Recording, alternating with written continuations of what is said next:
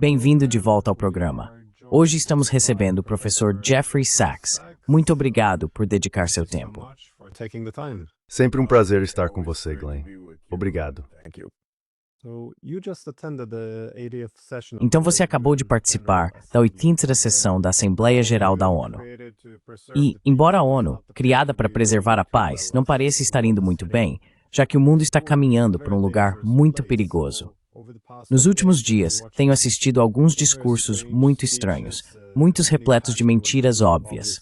Ouvi ameaças de guerra, um estranho bromance entre o ex-diretor da CIA e um ex-líder da Al-Qaeda, que agora comanda a Síria. Mas pensei que um bom ponto de partida poderia ser a Europa, porque parece haver agora uma disposição para escalar as tensões com a Rússia, provavelmente com o objetivo de envolver ainda mais os Estados Unidos na guerra.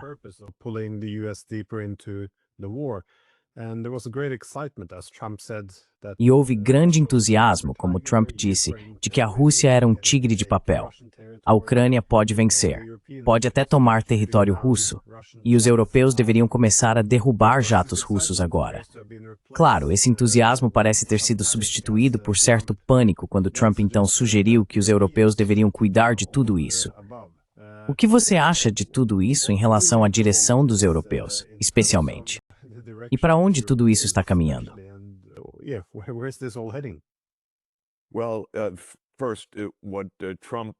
Bem, primeiro, o que Trump fez na semana passada recebeu duas interpretações muito diferentes.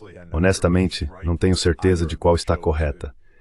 Qualquer uma delas mostra uma falha de liderança e irresponsabilidade. Uma interpretação é que Trump expressou uma nova visão de que, sim, como foi aconselhado pelo General Kellogg e outros linha-dura nos Estados Unidos e por Zelensky e outros, que a Ucrânia pode vencer, que a Rússia está sendo derrotada, que a economia russa está em crise. Essas são as coisas que ele disse anteriormente. Normalmente, quando um líder diz algo de forma tão direta, a primeira interpretação que vem à mente é que essa é a opinião que ele está expressando.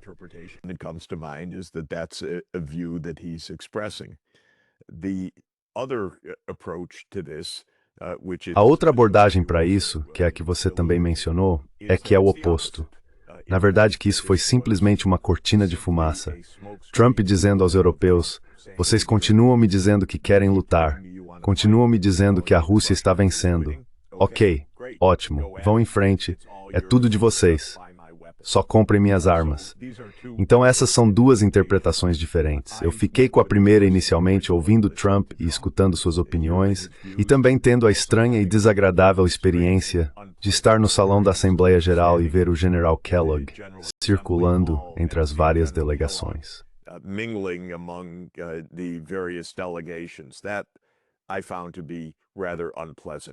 Achei isso bastante desagradável, porque não entendo o que um general americano linha dura está fazendo na Assembleia Geral da ONU, a não ser para causar confusão em nome dos Estados Unidos.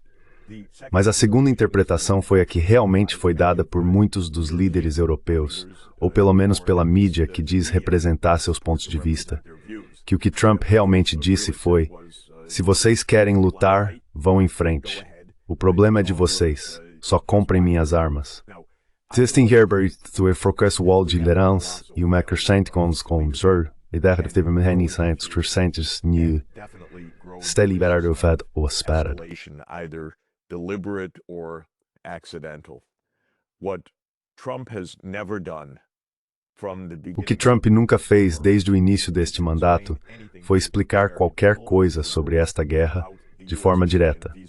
Por exemplo, a pergunta mais básica, com base em que essa guerra pode ser encerrada? Os Estados Unidos não apresentam nenhuma posição. Os líderes europeus não apresentam nenhuma posição além de dizer que a Ucrânia é quem vai decidir isso, o que é uma ideia extraordinária. Basicamente dizendo, faremos tudo o que a Ucrânia disser, seja do nosso interesse ou não, faça sentido ou não. E claro, quando digo o que a Ucrânia diz, quero dizer o que uma pessoa diz, Zelensky, que neste momento é na prática um ditador. Ele governa por lei marcial e por decreto. É isso que vai determinar o que a Europa e o mundo ocidental farão.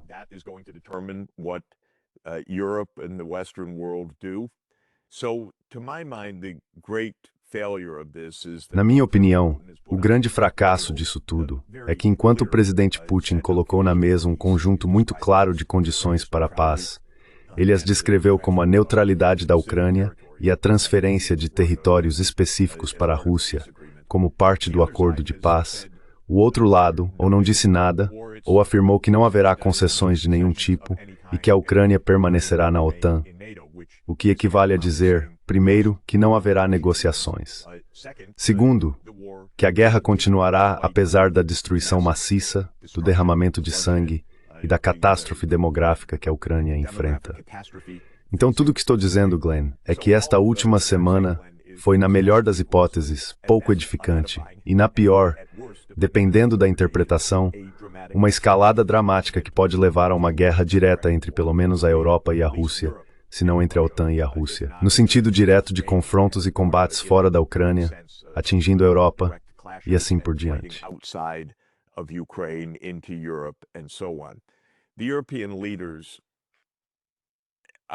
Os líderes europeus estão absolutamente sem qualquer discussão pública honesta sobre esses riscos neste momento.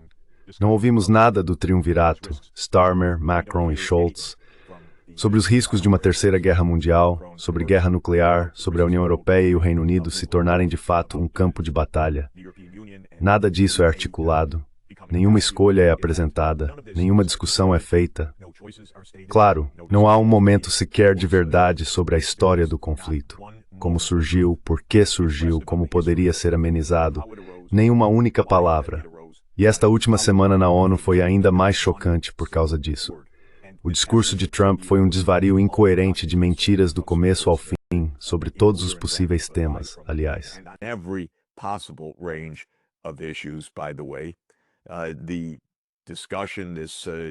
A discussão, essa suposta reviravolta de Trump, também sem explicação, o insulto pueril à Rússia como tigres de papel e assim por diante, foi desmentida depois e foi absolutamente contrária ao serviço da paz ou de qualquer tipo de solução.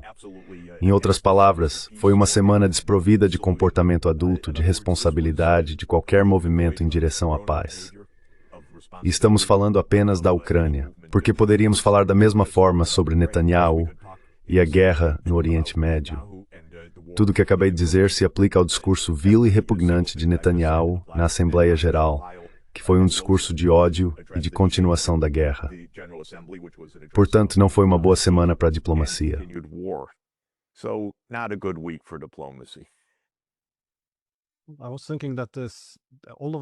Eu estava pensando em todas as recentes alegações duvidosas sobre a suposta violação do espaço aéreo da OTAN por parte da Rússia com jatos e drones, o que a Rússia nega e para o qual nenhuma evidência foi apresentada. Também vemos a ameaça atual de usar mísseis de longo alcance, sem quaisquer limitações contra a Rússia, e, novamente, pedidos para abater jatos russos. No fim das contas, independentemente das motivações de Trump ou de algum suposto plano engenhoso, os russos precisam responder a isso de alguma forma.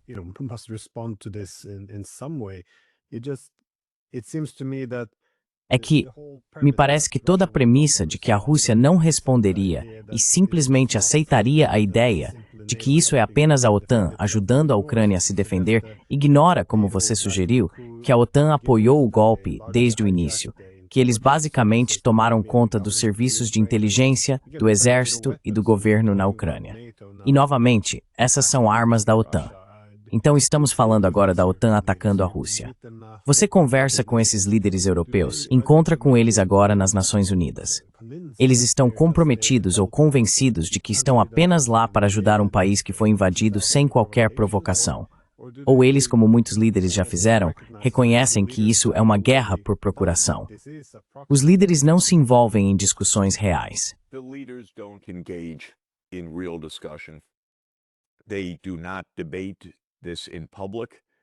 Eles não debatem isso em público, eles não expressam suas opiniões. E tudo bem, comigo eles não precisam, mas eles não participam de nenhum tipo de discussão. Um simplesmente se afastou quando comecei a levantar esses pontos. Trocamos algumas gentilezas. Expressei minha preocupação com a direção das coisas e me disseram que eu estava procurando no lugar errado. Esse não é o comportamento que se deve ter para manter o mundo seguro. Acho que o que mais me preocupa é o medo constante de que algum acidente vá rapidamente sair do controle. O que temos são dois lados que estão, bem, especialmente eu diria o lado ocidental, gritando ódio contra a Rússia. Um erro absolutamente impressionante. Russofobia vulgar e grosseira. Vulgar, crass Russophobia, and I call it that because it's not an attempt at... E eu chamo isso assim porque não é uma tentativa de explicação analítica do que está acontecendo. É completamente desonesto do ponto de vista histórico. Ignora todos os fatos que nos levaram a esta guerra, mas é discurso de ódio o tempo todo. E Trump participou disso. E com todas as alegações dessas provocações e tudo mais, e a discussão aberta dessa semana sobre abater aviões russos, o tipo de fúria cega que pode levar a um evento, que leva a outro evento, que leva a outro evento, com esse ódio e essa vituperação já inflamados. Então, como esses líderes têm o poder de comandar sistemas de mísseis, eles não precisam pedir aprovação ao público, e o público absolutamente não aprova o que está acontecendo agora. Uma guerra devastadora pode em breve recair sobre nós.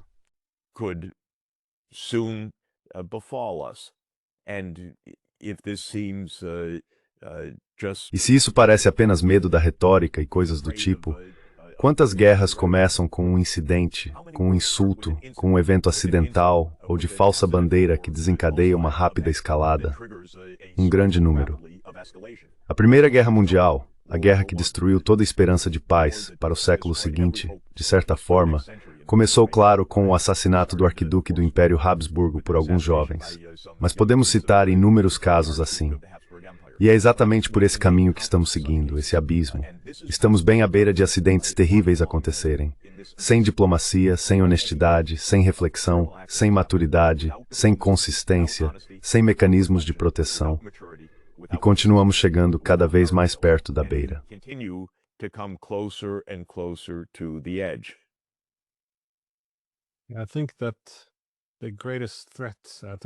Acho que a maior ameaça no momento é a suposição ou ilusão de que é possível controlar a escalada, de que podemos continuar aumentando a retórica e as ações, mas ainda assim conseguir reduzir quando quisermos.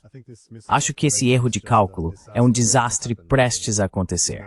E agora vemos que os mísseis Iskander russos estão indo para Belarus porque, novamente, eles veem isso como uma ameaça real. Mas eu queria mudar um pouco o foco para o Oriente Médio, porque você teve a oportunidade na ONU de conversar com o presidente iraniano. Como eles estão avaliando a situação? Porque parece, pelo menos do meu ponto de vista, que podemos estar caminhando para mais uma guerra com o Irã, mas desta vez provavelmente será muito diferente e atingirá um novo nível de violência. Espero estar sendo apenas pessimista, mas quais foram suas impressões desse encontro com o presidente do Irã?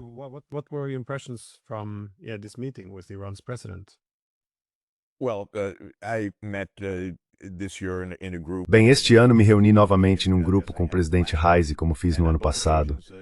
E em ambas as ocasiões, o presidente falou de forma eloquente sobre a paz. Ele falou como médico, como cirurgião, como alguém que cura e como alguém que buscava a diplomacia e a paz. Não apenas de maneira extraordinariamente ponderada, mas também extraordinariamente pacífica em sua retórica, sem ameaças. Na verdade, foi algo que deixou todos muito tristes, porque sabíamos, e eu senti enquanto ouvia, que podemos ouvir o ódio vindo de Israel. Ouvimos isso de Netanyahu. E acho que há uma grande probabilidade que Israel tente atacar novamente para derrubar o governo iraniano.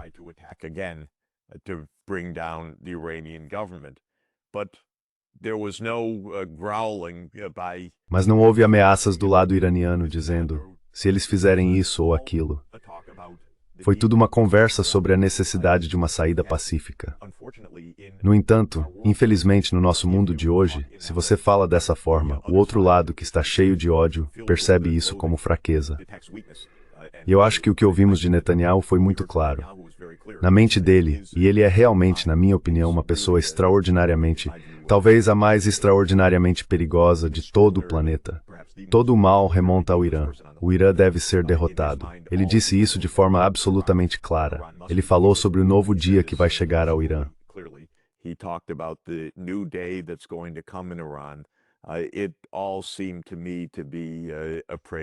Tudo isso me pareceu um prelúdio para outra guerra, outra ofensiva, eu diria. Porque de uma forma ou de outra, a guerra com o Irã tem sido interminável. E Netanyahu ficou satisfeito em relatar todos os assassinatos que Israel realizou, todas as decapitações do governo iraniano e de outros, todos os assassinatos de negociadores com Israel. Porque o estilo de Netanyahu é, se necessário, quando o outro lado está negociando, você mata o negociador porque ele está tentando matar forward as próprias negociações. Você não está tentando resolver um problema ou encontrar um acordo pacífico, está tentando conquistar.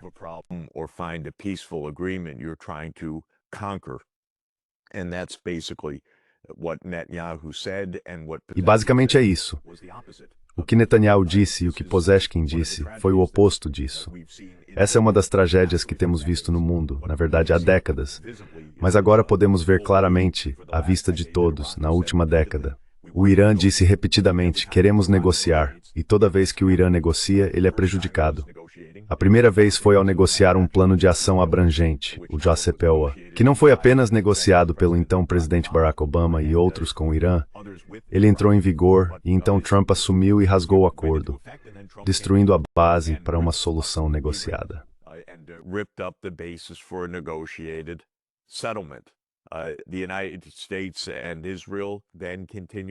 Os Estados Unidos e Israel então continuaram a atacar o Irã de uma forma ou de outra, com Israel lançando ataques contra o Irã e realizando assassinatos de líderes iranianos. Quando Trump assumiu desta vez, ele disse, vamos negociar. Houve 5 rodadas de discussões, com ambos os lados relatando progresso positivo. Então, pouco antes da 6ª rodada, Israel e os Estados Unidos atacaram o Irã. Bem, essa tem sido a estratégia de Netanyahu nos últimos 30 anos. Envolver os Estados Unidos em uma guerra cada vez maior no Oriente Médio, culminando com a derrubada do governo iraniano. E Netanyahu ainda está tentando. Ele não poderia ter sido mais claro nas Nações Unidas. Um discurso repleto de ódio, mentiras e incitação à guerra.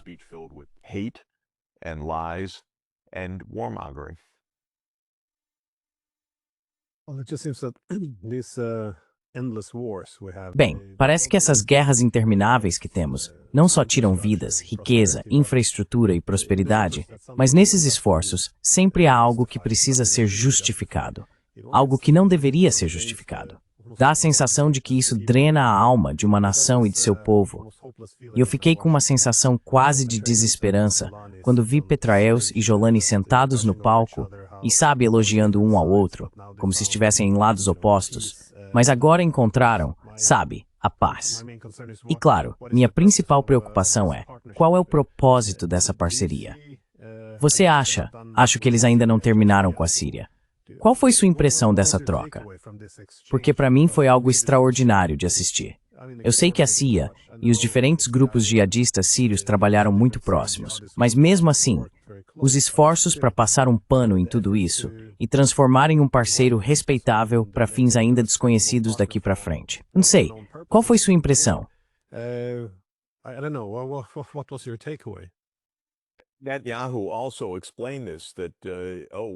Netanyahu também explicou isso, que agora temos um amigo maravilhoso ao lado na Síria e eu espero que vamos fazer a paz em breve. Bem, é muito simples.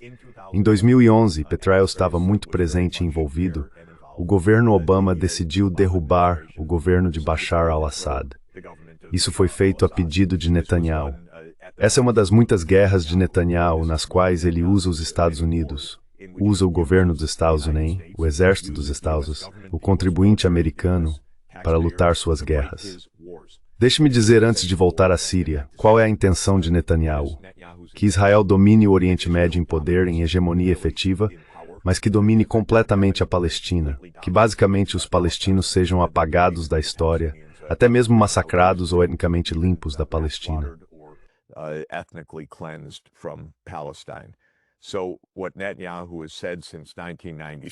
O que Netanyahu tem dito desde 1996 é que nunca haverá um Estado da Palestina.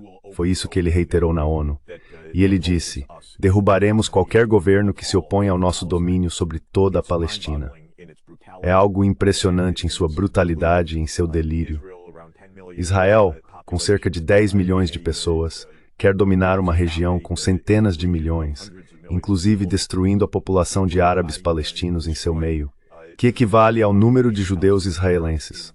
Grosso modo, cerca de 8 milhões de pessoas cada. Então, essa é a estratégia de Netanyahu, e todo país que ele invade ou considera apoiador da Palestina, portanto, precisa ser derrubado.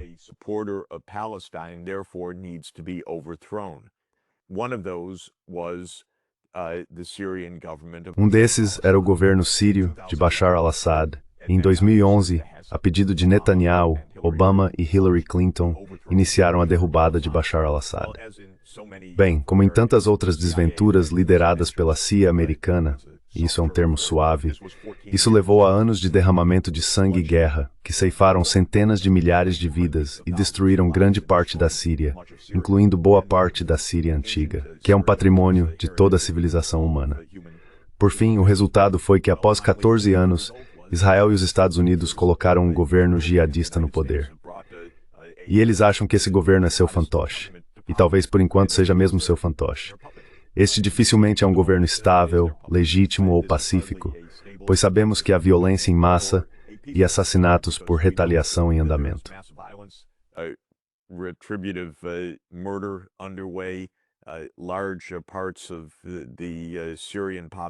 Grandes partes da população síria estão em grave risco e uma nova onda de violência pode explodir. Mas este é um regime fantoche.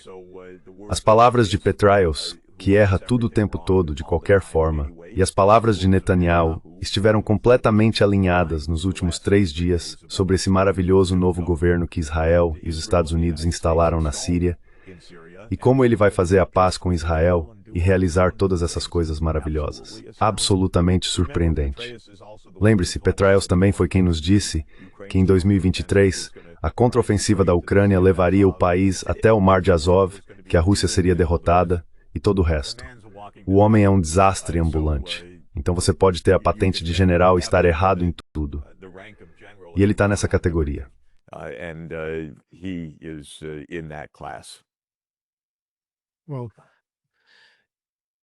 Bem, é que quando você não consegue mais fazer diplomacia, você se torna incapaz até mesmo de discutir quais podem ser as preocupações de segurança da Rússia, China ou Irã, sem rotular isso como quase traição só por discutir o assunto. Essa é a situação da diplomacia. Enquanto isso, podemos sentar com ex-líderes da Al-Qaeda porque eles são considerados um instrumento para encontrar soluções militares.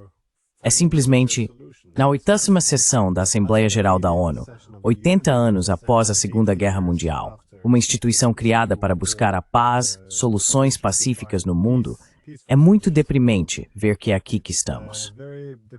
Também é muito difícil ser otimista sobre para onde o mundo está caminhando.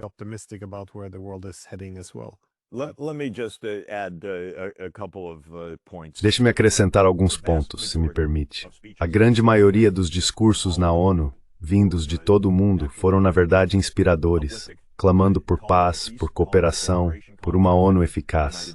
Estamos vendo alguns países sequestrarem o sistema internacional. Não estamos vendo o fim do sistema internacional ou de seu apoio ao redor do mundo.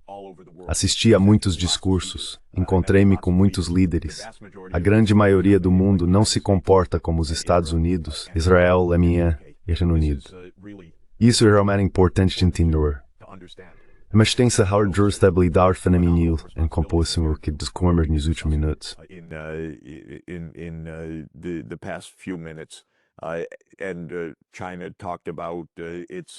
E a China falou sobre seus compromissos com a segurança climática, com a segurança ambiental, algo que Trump abandonou completamente de forma falaciosa na Assembleia Geral, chamando toda a questão climática de uma farsa total e assim por diante. Enquanto vemos destruição ambiental por todos os lados. O mundo não está perdendo a noção da necessidade de ações compartilhadas pela paz e por outros interesses comuns, para proteger os oceanos ou as áreas comuns do nosso planeta. O que se vê é que, infelizmente, os Estados Unidos perderam completamente o rumo, porque em seu delírio tentaram e tentam manter sua hegemonia, que já não possuem mais. Mas continuam se debatendo, tentando de alguma forma defender suas prerrogativas e agir como se ainda comandassem tudo, o que claramente não fazem mais.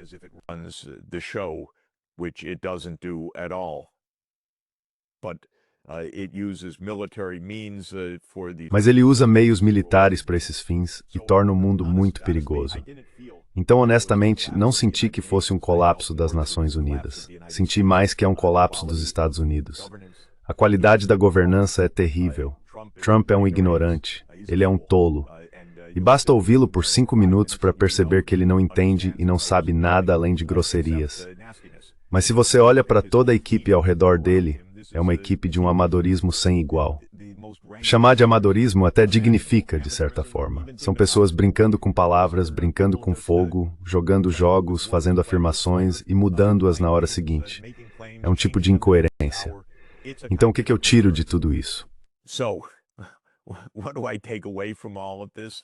Not to give up on Não devemos desistir das possibilidades de paz e justiça real e de uma ordem internacional baseada na Carta da ONU, mas sim ver se a grande maioria do mundo, que se manifesta na Assembleia Geral da ONU, pode usar sua vontade, que supere em muito a dos Estados Unidos, para pressionar os Estados Unidos e essas poucas potências europeias muito menores a retomarem algum senso de responsabilidade e se afastarem de suas ilusões de grandeza. Portanto, não acho que devemos desistir disso. Acho que ouvimos algumas retóricas extraordinariamente estranhas, principalmente dos Estados Unidos e Israel, também do Reino Unido, que agora nunca faz sentido, porque suas ilusões são ainda maiores. Seu império era maior e suas ilusões são ainda mais grandiosas depois de perder esse império. Mas são poucos países que estão completamente fora de sintonia com o espírito do tempo, que é de paz e resolução de problemas. E houve muito disso expresso na ONU.